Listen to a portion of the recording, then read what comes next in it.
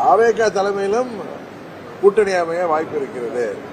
4 முறை போட்டி இருக்கும் என்று சொன்னார். அதுல நண்பர் சீமான் தனித்து போட்டிடுவார். தேசிய ஜனநாயக கூட்டணி, ஆளும் கட்சி திமுக கூட்டணி, அதை தாண்டி தாவேகா தலைமையில் ஒரு கூட்டணி அமைவதற்கு வாய்ப்பு இருக்கிறதுனா அண்ணன் செங்கோட்டையன் போன்ற மூத்தவர்கள் எல்லாம் இன்றைக்கு அந்த இயக்கத்திலே இணைந்து அவர் கூட்டணிக்காக பல முயற்சிகள் செய்வதை நாம் கேள்விப்படுகிறோம்.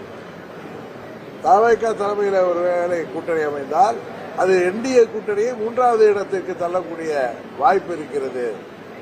இது ஏதோ பழனிசாமி அவர்கள் மீது எனக்கு தனிப்பட்ட வருத்தத்தினால சொல்லல, யதார்த்தத்தை சொல்றேன். இப்ப நான் பேசுனது எல்லாமே யதார்த்தத்தை பேசுகிறேன்.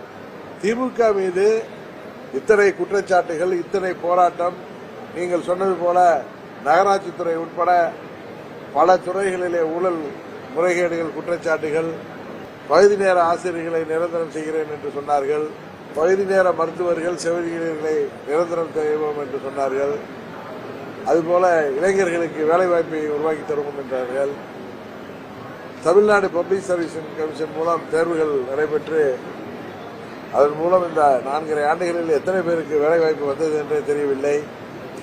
வெளிநாட்டு முதலீடுகள் மூலம் என்ன வளர்ச்சி ஏற்பட்டிருக்கிறது, எத்தனை தொழிற்சாலைகள் வந்திருக்கிறது, எவ்வளவு பேருக்கு வேலைவாய்ப்பு வந்திருக்கிறது என்பதெல்லாம் எதுவுமே தமிழ்நாட்டு மக்களுக்கு எந்த ஒரு பயனும் இல்லாத சூழ்நிலை.